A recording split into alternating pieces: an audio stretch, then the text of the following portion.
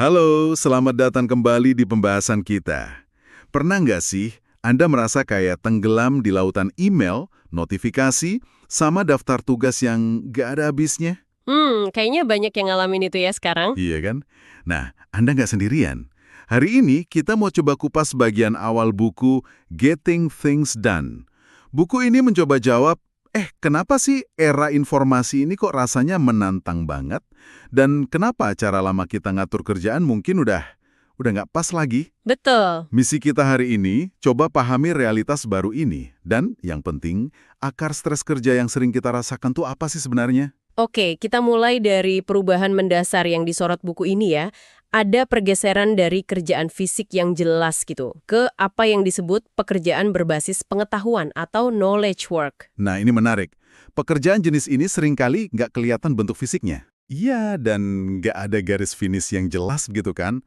Proyek bisa aja nambah cabang, ide baru muncul terus, informasi juga ngalir deras banget, apalagi dari internet. Betul. Penulisnya bahkan ngasih gambaran yang cukup bikin mikir. Katanya, dalam 3 hari aja, kita mungkin nerima lebih banyak pemicu ide atau proyek baru dibanding orang tua kita dulu dalam sebulan penuh. Wah, kebayang ya intensnya. Kebayang banget. Dan yang menarik itu kenapa ini bisa terjadi? Buku ini mengidentifikasi setidaknya 3 pendorong besar. Pertama, ya organisasi tempat kita kerja itu sendiri. Sering banget berubah kan? Tujuan, produk baru, teknologi baru, restrukturisasi, Selalu ada aja yang baru ya. selalu. Kedua, karir kita juga nggak kayak dulu lagi. Banyak dari kita sekarang kayak agen bebas gitu. Pindah-pindah peran, bahkan pindah bidang. Nggak lagi terikat satu perusahaan seumur hidup. Iya juga ya. Ketiga, ya perubahan budaya dan teknologi yang super cepat ini. Ini maksa kita buat ambil alih lebih banyak aspek hidup pribadi. Ngurus keuangan sendiri, kesehatan, macem-macem. Semua ini nambah kompleksitas gitu. Bener banget. Jadi bebannya bukan cuma dari kerjaan kantor aja ya. Terus ditambah lagi dunia digital ini. Emang sih peluangnya banyak banget. Tapi buku ini juga ngingetin sisi lainnya. Volume informasi yang, membludak. Kecepatannya juga. Dan sifatnya seringkali nggak jelas. Ambigu ya. Iya, ambigu. Jadinya kita gampang banget kena gangguan. Rasanya kayak, beneran kayak mencoba minum dari selang pemadam kebakaran informasi nggak sih? Analogi yang pas itu. Susah banget nyaringnya. Mana yang penting, mana yang bisa diabaikan. Nah, akibatnya apa? Pendekatan manajemen waktu yang lama, kayak sekedar bikin daftar tugas harian atau kasih prioritas A, B, C gitu, menurut buku ini jadi kurang efektif lagi sekarang. Udah nggak cukup ya. Bahkan fokus ke gambaran besar, kayak tujuan jangka panjang atau nilai hidup, itu seringkali gagal diimplementasikan di lapangan. Kenapa coba? Kenapa tuh? Ya karena terlalu banyak gangguan di level komitmen sehari-hari. Sistem organisasi personal kita kayaknya kewalahan. Dan ironisnya, semakin kita sadar, wah banyak banget yang perlu diatur, tekanannya malah makin kerasa berat. Bener juga. Jadi malah tambah stres ya? Iya, penulisnya sampai nyebut ini sebagai bagian yang hilang atau the missing piece dalam budaya kerja kita. Maksudnya, kita kurang punya sistem perilaku dan alat yang nyambung gitu untuk ngelola kerjaan di level paling dasar. Nah, ini nih bagian yang menurut saya penting banget. Dari mana sih sebenarnya stres itu datang? Banyak orang mikir, ya karena kerjaan numpuk aja. Tapi buku ini ngasih lihat dari sudut pandang lain. Gimana tuh? Sebagian besar stres kita itu katanya justru datang dari komitmen atau janji yang kita buat, entah ke diri sendiri atau orang lain. Tapi, kita gagal ngelola komitmen itu dengan baik. Jadi bukan soal jumlahnya, tapi soal pengelolaannya. Menarik. Ini nyambung ke salah satu konsep kunci di buku ini ya, lingkaran terbuka atau open loops. Open loops, apa itu? Definisi sederhananya sih, segala sesuatu yang masih mengganjal di pikiran Anda. Karena dianggap belum selesai atau belum ditempatkan semestinya. Bisa macam-macam. Contohnya? Ya bisa ide berlian pas lagi mandi, tugas yang belum dikerjain, email penting yang belum dibales, janji nelpon teman, sampai proyek besar yang ya gitu deh, mandek. Oke, kebayang. Hal-hal yang belum beres gitu ya? Tepat. Nah, pikiran kita itu secara alami terus-menerus ngingetin kita soal lingkaran terbuka ini. Nggak bisa diam gitu aja. Akibatnya, energi mental kita kesedot. Kemampuan fokus jadi turun. Hmm, Analoginya mungkin kayak Anda punya puluhan tab browser kebuka di kepala. Semuanya jalan pelan dan makan RAM mental kita. Bikin lemot. wah iya banget itu. Kebayang. Jadi, apa artinya ini buat kita? Buat Anda yang dengerin. Pernah nggak sih merasa bersalah, atau cemas, atau mungkin frustrasi dikit gitu? Karena Anda tahu seharusnya lakuin sesuatu, misalnya mulai rutin olahraga, atau nyelesain draft laporan itu, tapi kok nggak kelar-kelar juga? Sering itu terjadi. Nah, perasaan itu, menurut buku ini, itu gejala kalau kepercayaan kita pada diri sendiri mulai terkikis. Ini dampak langsung dari lingkaran terbuka yang dibiarin aja ngegantung. Nggak ada kejelasan langkah selanjutnya apa. Jadi, janji pada diri sendiri yang nggak ditepati itu pelan-pelan ngaruh ke rasa percaya diri kita ya? Betul. Diam-diam gitu ngaruhnya. Jadi kalau kita rangkum sedikit pembahasan kita hari ini, era kerja berbasis pengetahuan dengan banjir informasinya, itu nuntut kita punya sistem yang lebih canggih dari sekedar daftar tugas biasa. Udah nggak bisa cuma andelin to-do list harian ya? Ya, dan stres yang kita rasakan itu seringkali akarnya bukan melulu soal banyaknya kerjaan, tapi lebih ke komitmen-komitmen internal yang belum kita petakan dan kelola dengan baik. Itulah yang disebut lingkaran terbuka tadi. Betul sekali. Kalau kita tarik ke gambaran yang lebih besar, memahami dan kemudian belajar menutup lingkaran terbuka ini jadi langkah yang fundamental banget. Penting ya? Sangat penting. Ini bukan lagi sekedar soal manajemen waktu, tapi lebih dalam. Ini soal mengelola fokus dan energi mental kita. Tujuannya ya supaya kita bisa mikir jernih lagi, bisa bertindak efektif lagi, di tengah dunia yang penuh distraksi ini. Mengelola lingkaran terbuka ini kayak kita lagi bersihin cache di pikiran kita gitu, biar kerjanya optimal lagi. Analogi yang bagus itu. Nah, sebagai penutup nih, ada satu hal yang mungkin bisa Anda renungkan. Coba deh, dalam 1 atau 2 hari ke depan, perhatikan baik-baik. Apa ya, kira-kira 1 atau 2 lingkaran terbuka yang paling sering muncul lagi dan lagi di benak Anda, yang nyita perhatian tanpa Anda sadari? Mungkin tugas yang ketunda, percakapan yang belum selesai, atau ide keren yang belum dicatat. Coba rasakan, gimana dampaknya ke tingkat fokus dan energi Anda sehari-hari. Refleksi yang menarik untuk dicoba? Iya kan? Oke, sampai jumpa di pembahasan kita selanjutnya. Oke, selamat datang lagi di pembahasan kita. Pernah nggak sih Anda merasa kepala tuh penuh banget gitu, isinya daftar tugas semua, tapi malah jadi bingung, aduh mulai dari mana ya? Atau mungkin sering ngerasa stres gitu ya, kayak, wah ini kok semuanya berantakan, nggak kepegang kendalinya. Nah, persis. Hari ini nih kita mau coba gali lebih dalam satu metode yang katanya bisa jadi solusi buat itu. Namanya Getting Things Done atau sering disingkat GTD. Kita pakai ringkasan yang Anda bagikan. Betul. Tujuannya sih biar kita semua, termasuk Anda, bisa paham gimana caranya biar lebih terkendali, tapi tetap santai gitu, fokus dan produktif. Iya, dan janji utamanya GTD ini menarik banget loh. Mencapai kondisi istilahnya mind like water atau pikiran seperti air. Pikiran seperti air, gimana tuh maksudnya? Coba bayangin deh, air di kolam yang tenang.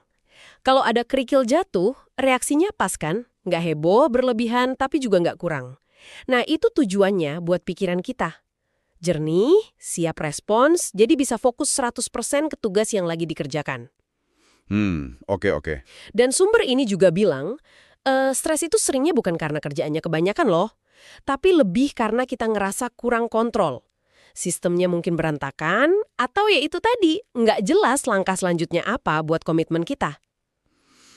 Nah, ini nyambung ke prinsip kunci pertama GTD yang menurut saya, wah, ini fundamental banget perubahannya. Yaitu, keluarkan semuanya dari kepala Anda. Betul, harus keluar semua. Kenapa sih ini penting banget? Ya karena menurut GTD, kepala kita tuh bukan tempat nyimpen yang bagus buat daftar tugas, ide-ide, janji-janji gitu. Analoginya kayak RAM komputer deh. Iya, kapasitasnya terbatas ya. Iya kan? Makin banyak program atau loop terbuka, maksudnya hal-hal yang belum selesai atau belum jelas gitu, yang jalan di pikiran, ya makin lemot otaknya buat mikir jernih. Bikin berat ya jadinya. Betul. Ada kutipan menarik juga nih. Ada hubungan terbalik antara seberapa banyak sesuatu ada di pikiran Anda dan seberapa banyak hal itu diselesaikan. Jadi makin penuh kepala, ironisnya malah makin dikit yang kelar. Nah, itu ngalir langsung ke prinsip kedua. Penting banget buat mengubah apa yang disebut stuff atau barang-barang jadi aksi nyata. Stuff, maksudnya apa tuh stuff? Staff itu ya segala sesuatu yang masuk radar kita. Email masuk, ide pas lagi mandi, permintaan teman kerja. Pokoknya semua yang statusnya masih ngambang. Belum jelas ini apa, hasil akhirnya gimana, langkah pertamanya apa. Oke, jadi kayak input mentah gitu ya. Persis. Contoh nih, Anda dapat email, subjeknya laporan proyek Omega. Itu masih staff. Belum jadi aksi, sampai Anda putuskan. Oke, hasilnya, laporan ini harus kekirim ke manajer sebelum jam 5 sore. Terus langkahnya? Dan langkah fisik pertamanya, misalnya, buka file draft laporannya, cek bagian kesimpulan. Nah, itu baru jelas. Makanya daftar tugas biasa sering gagal kata GTD. Isinya cuma tumpukan staf mentah, malah nambah stres. Jadi bukan cuma dicatat aja ya, tapi harus diklarifikasi. Harus jelas selesainya itu kayak apa, terus tindakan fisik berikutnya yang bisa dilakuin apa. Betul. Fokusnya di pengelolaan tindakan. Bukan waktu, bukan prioritas abstrak. Bikin semuanya jadi langkah konkret. Oke, paham.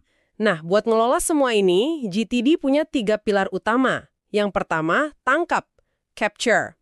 Anda perlu wadah terpercaya di luar kepala. Bisa buku catatan, aplikasi, apa aja.